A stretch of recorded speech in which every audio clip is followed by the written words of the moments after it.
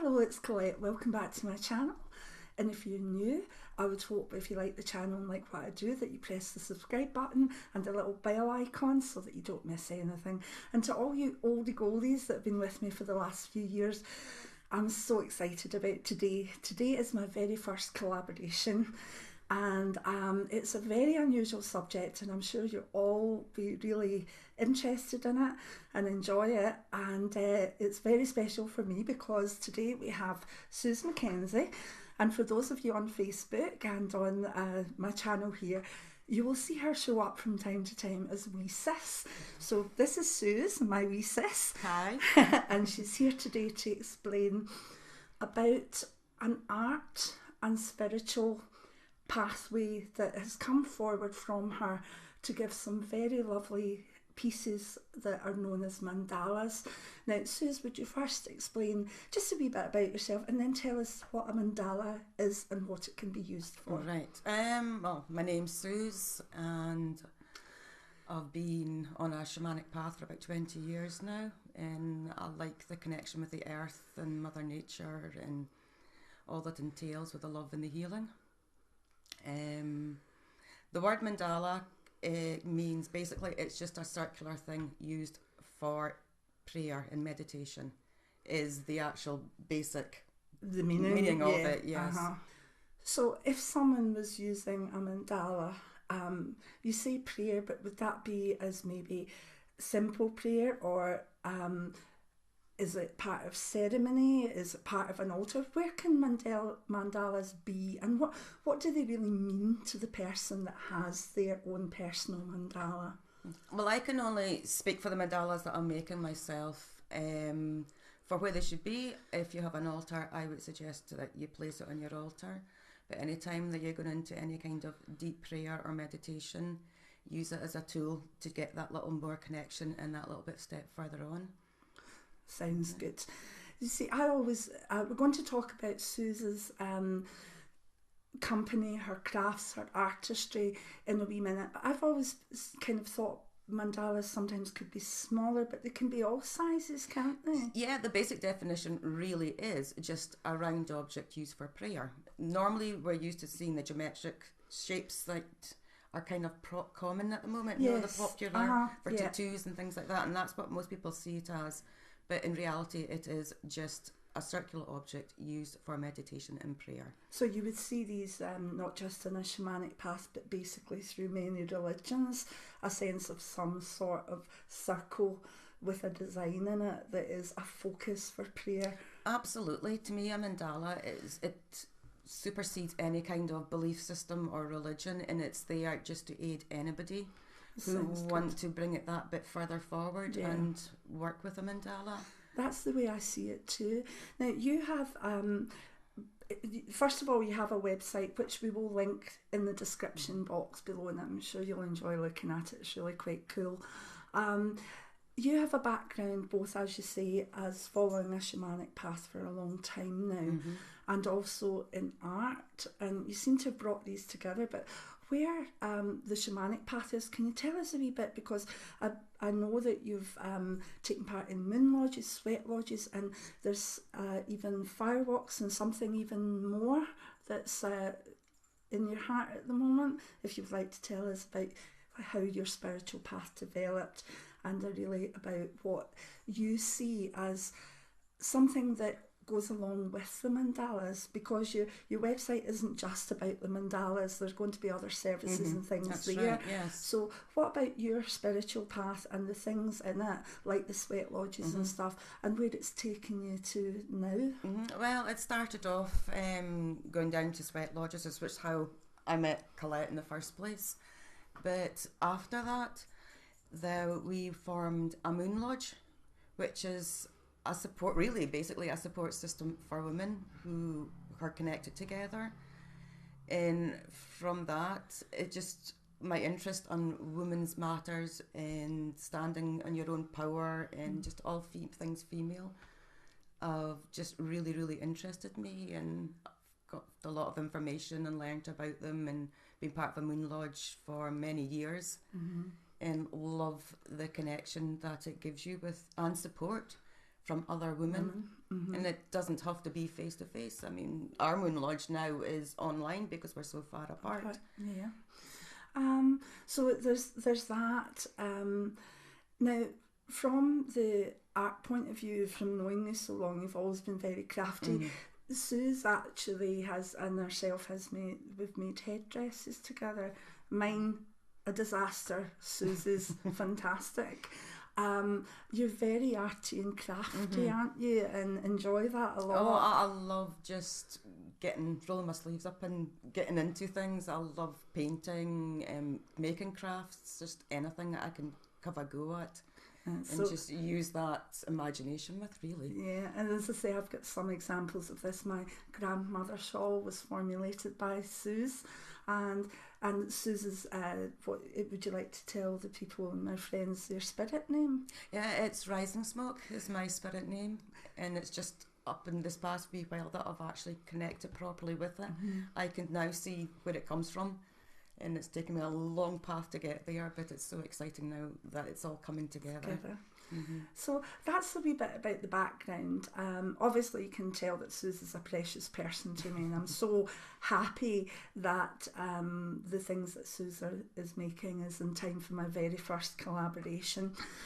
Now, I know a lot about tribal things, I know a lot about traditional things, but what Sooz has dreamt about and been interested in is something that I wasn't very sure about. So I'm going to ask you, Sooz, to tell us a wee bit about the background of the spirituality behind the mandalas first.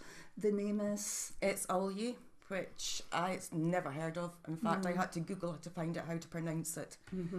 It's Aboriginal, and it's female ceremony, and it's all about connecting yourself with your ancestors, with your land, and yourself and your families, and connected to all, to be honest with it. And it's just such a lovely story that the women go into dreaming and they find their own song, and this song is then interpreted and painted on the body, and all the women do it together in ceremony, and they sing and they dance, and it really is just that connecting women to all things and being that healers, being that mothers, being the protectors of the land that they live in, and the caretakers and the family. So it's kind of, the song becomes their skin name? That's right. It's your skin name. It is who you are. And I think the power of that, I've talked before about the power of names, and so the kind of thing we have is an all kind of encompassing skin name that represents women, I believe, and their healing potential, their power potential. And it's not just about their own personal healing, it's the healing of communities and also the healing of our Mother Earth. So it's a fantastic thing. It's a beautiful ceremony. If you want to go and read about it, just Google it, it's there, but I'd never heard of it before, and it just excited me. To look at this, you had actually had indications in dreams to go looking for this thing, hadn't you?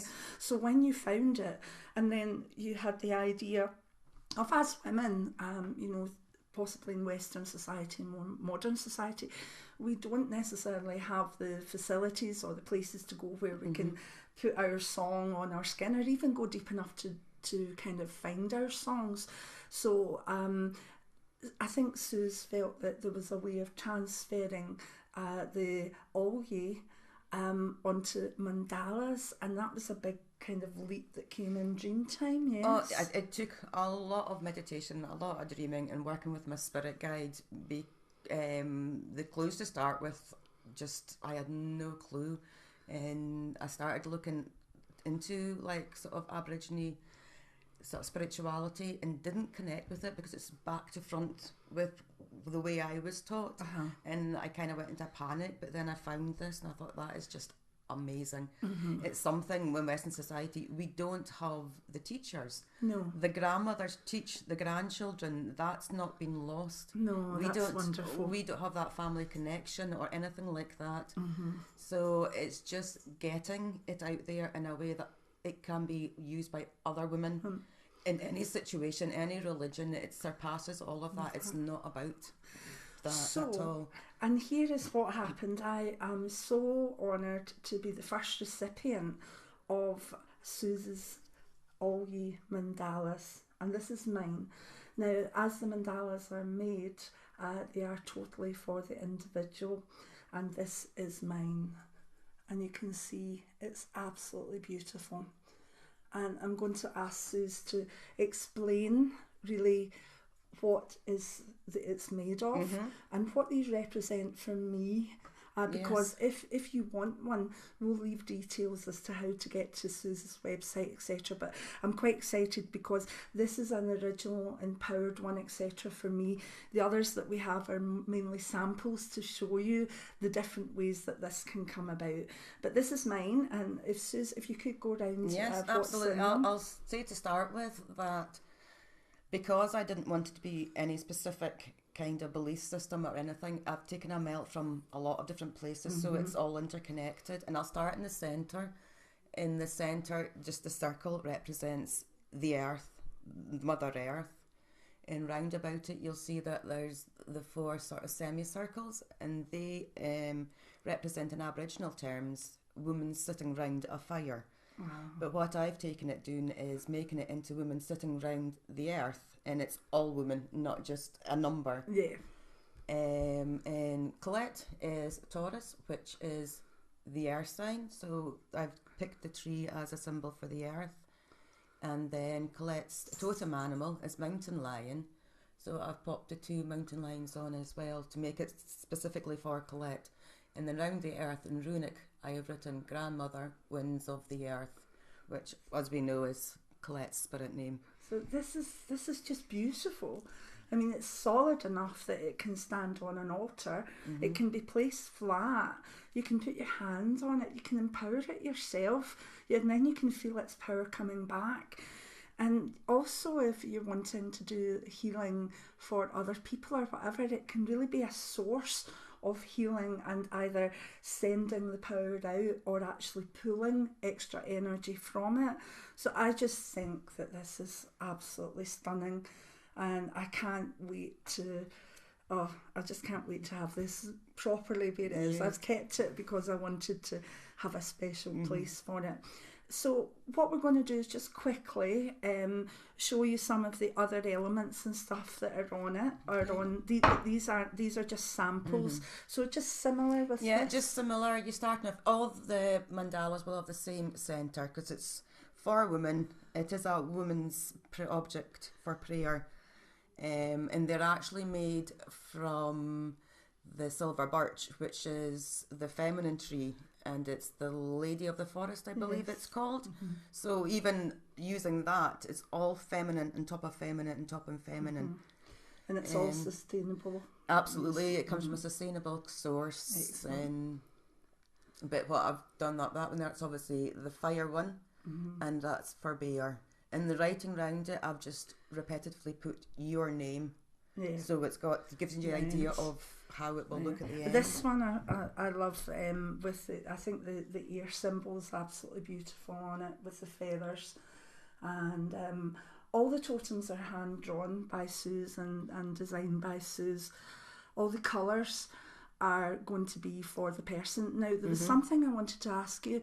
A lot of people know about their spirit ally or their animal totem, but what if they don't, but they still want a mandala? What can be done? That's not a problem at all. If people want a mandala but they don't know what their spirit or totem animal is, I am quite happy to go into meditation and find that out for them. That's and fantastic. add that to it. So that's wonderful. That's wonderful. For the name as well, not everybody has a spirit name. That is fine again, but I need the name that you feel most connected to. My name's obviously Susan. I do not work with that at all, so I would use Sooz.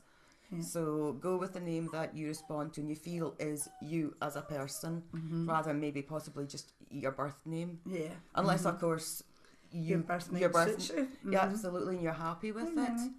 Nellie's come in just for a wee look. So the mandalas, if you're looking for one, you go through the contact form or whatever in Sooz's website.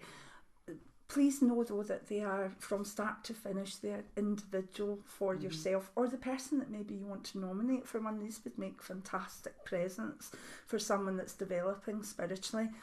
So the timing, you're not going to get something pre-packaged and pre-done and sent off right away. These will take their time to be done for you and to be done in a very strong spiritual way.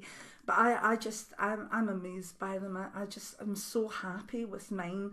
And because I know some of you, as friends, but also lots of you that have joined me in the States and in Australia and all over the world, I'm getting to know bits more about you, your spirituality and whatever, and I hope to be able to do more of this, to introduce you to other things and what people are doing out there.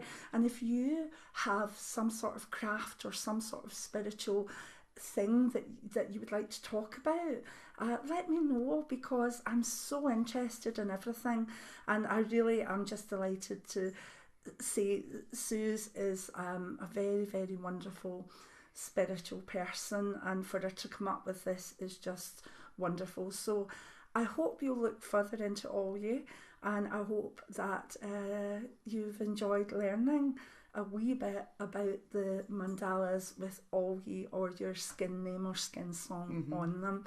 And I'd like to thank Sooz for coming along. Thank you for inviting from me. the wilds of up north and doing this video with me today. If you like the collaborations and you want to see more of different crafts or different spiritual aspects, give me a wee thumbs up, a wee like, and we'll know what to do. And I'm going to say many blessings and thank you for watching, and I'll see you next time. Thank you, Sooz. Thank you. You're welcome. Bye now.